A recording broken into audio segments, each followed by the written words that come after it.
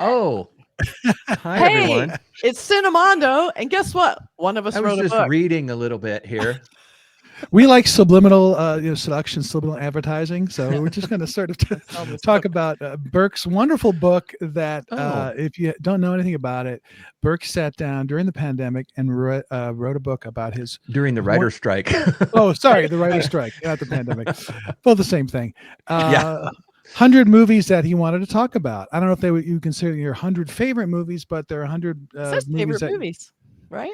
No, it's just 100 movies. It's 100 100 movies I kind of picked at random that I love, because people always want to know lists. They want your ranking. That what's your favorite? What's your one favorite movie? And I'm like, that's an impossible question. I don't have one favorite. And they're like, okay, well, what's your top 5? And I'm like, I don't have. I have a top. Mine change every day too. It's like, number one today is not number one tomorrow. So yeah, it's just my wife says this about me. I'll say something like, oh, I love this movie. It's one of my favorite movies. She's like, you say that about every movie we watch. And I'm like, well, I love movies. And so that's what I want to express in this book, is just why I love movies. What is it about movies that I think is so important? Sure. What is about them that affects us emotionally? What is it about movies that make them such like a companion to your life as you go through life, in a way that they evolve with you as you get older? The movie doesn't change, but you change. So as you go through your life, so a movie that you watched when you were a kid is a different movie when you watch it as an adult. So that's what I talk about in this book, which you can buy on Amazon. If you look up my name on Amazon, or there'll be a link. And it's truly, really well written. And Burke has great taste in movies, and he knows what he's talking about. So thank you so much. And it's a really great read, and was chock full of information and little tidbits and stuff that you might not know about. And there's a lot of movies in there that I'd never seen, so I'm kind of going through that. So check it out; it's really good. And this world of Letterboxd and everybody's talking about lists and stuff. This is Burke's list of 100 films that he loves. Not in any particular order, though, and it's only volume 1. So yeah.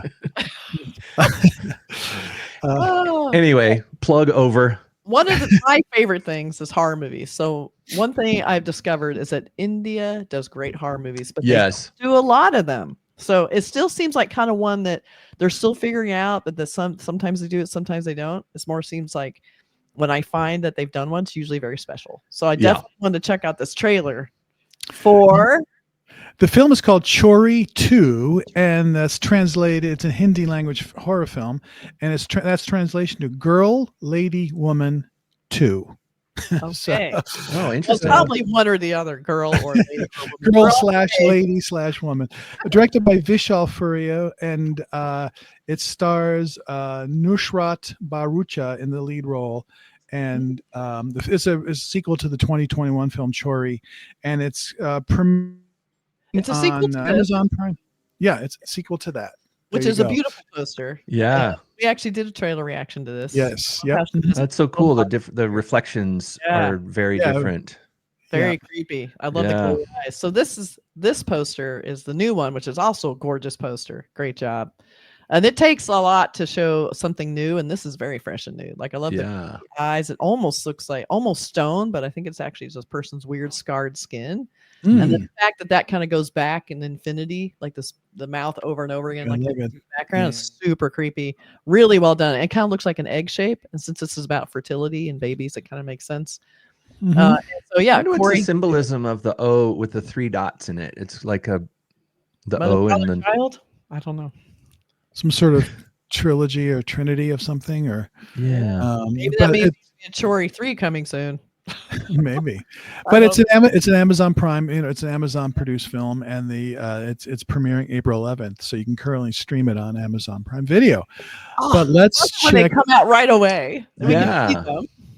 But I want to see the trailer, so let's take a look at the trailer for. Let's look at the trailer. Are we ready? We're ready. Is it loaded up in the projector? Okay. Ready. Everybody quiet. The laser disc. एक बड़ा बड़ा राज्य था, उसका एक राजा था।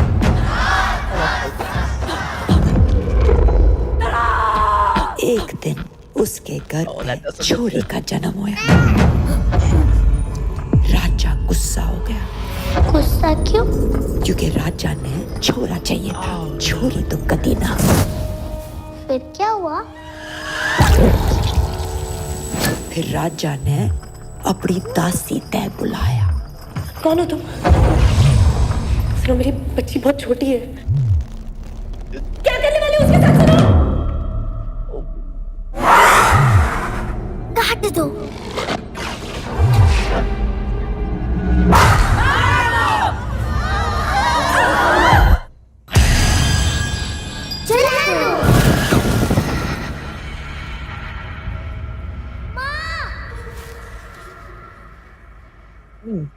There's that face.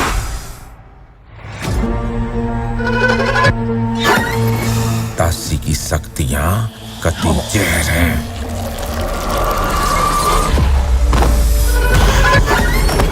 Ishani और साक्षी कहाँ है इसके साथ जो हो रहा है वो गलत ना है ऊपर थाए मारी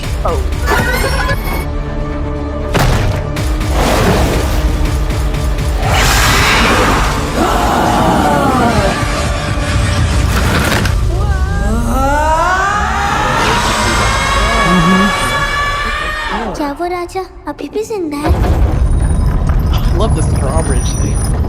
Great. David Child.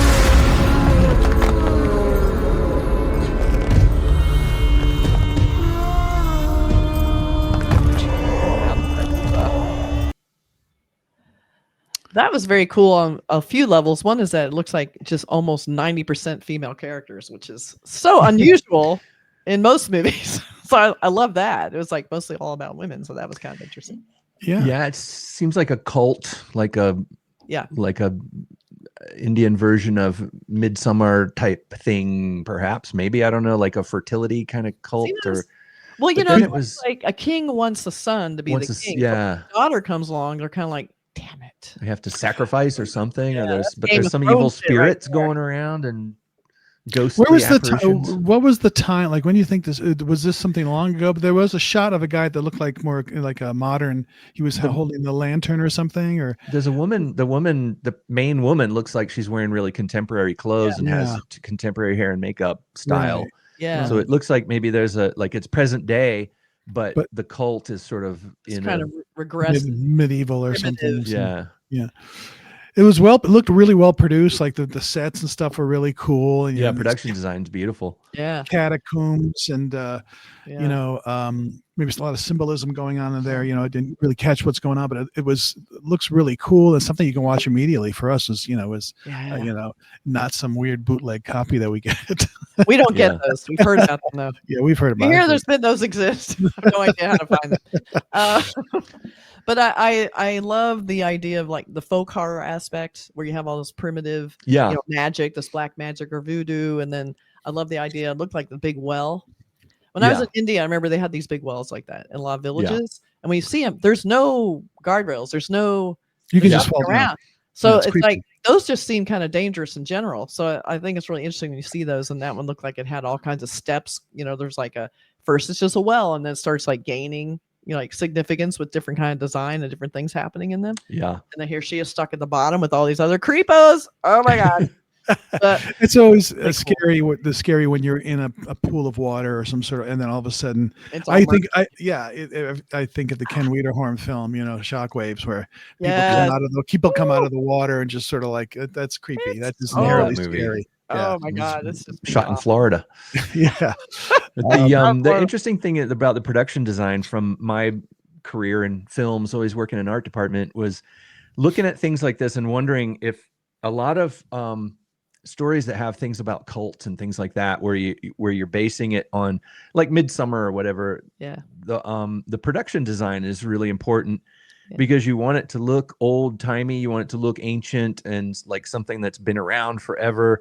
But you also have to kind of create it because, as far as I know, correct me in the comments, but I don't know if this is a real cult or a real religious group in the film. Mm-hmm. But if you get the script for a film like this and you're in the art department, a lot of times what you have to do is create this cult and create what they look like, how they dress, And then choreographers and writers and people like that have to create their rituals. Like, what do they do? These ancient, chants or whatever, and the way they dress and the significance of their symbolism and all this stuff. And that's one of the fascinating things to me about working in art department is creating worlds, inventing world building and inventing things like this. And I've been able to do that a couple times where we've created like an ancient religious. I've worked on like movies like Hellboy and things like that, where I made up fonts. I created fonts and ancient language looking stuff and old props that look like they're from some ancient religion or whatever, or ancient culture that's lost. And so whenever I see it in a movie like this, when I see the trailer and I see somebody has created what looks like ancient art and ancient artifacts and ancient rooms and buildings and architectural styles and styles of dressing and styles of, hair and makeup and all that stuff. They had to invent all that, as far as I know. Yeah. Like with Midsummer, I don't think that cult in Midsummer exists, and all those tapestries they kept showing. I think somebody had to make that stuff up, I love that. That's so good. It has to sell on screen, and of course you have to sort of shoot around that. It has to be set up where the cameras work and all the things make sense to you as you watch the film. You kind of know where you are in that world. Yeah. It's hard. It can't look like somebody created it last week, on a computer or a tablet or something. It has to look like somebody carved that 600 years ago with a chisel, or, it's been underground for 1,000, 2,000 years. And, that's one of the things I love the most about film, working in the film and film realms. Yes. World building. I love the world building, and this looked like they did a great job of it. All that, the underground labyrinth looked really well done, and I love the doors kind of coming open by coming down almost like a drawbridge. That was super creepy, because then they were really well lit as they came down. It looked really cool. So really nice, looked really interesting. I'm very excited to see this. Now we can see it almost right away, instant gratification. So very excited. Yeah. So if you've seen it when it comes out. Yeah, it's currently out, or it should be out any day now, and it's Amazon Prime Video, and really well produced for something that you can immediately watch. So check it out. Check it out. Sure. If there is any basis in if anybody is like a anthropologist, cultural anthropologist, or anything, and they recognize all of you cultural anthropologists out there. All of the calling out to all of the cultural anthropologists. Let us know if there's any truth to any of the lore in that you can tell in the trailer if you've watched the show. Is it based on anything real? Is it based on a real mythology or anything like that? That's right. It'd be interesting to know. Trying to know. All right. Let us know what you think. Be sure to subscribe, like, comment. We'll catch you guys next time. Bye, everybody.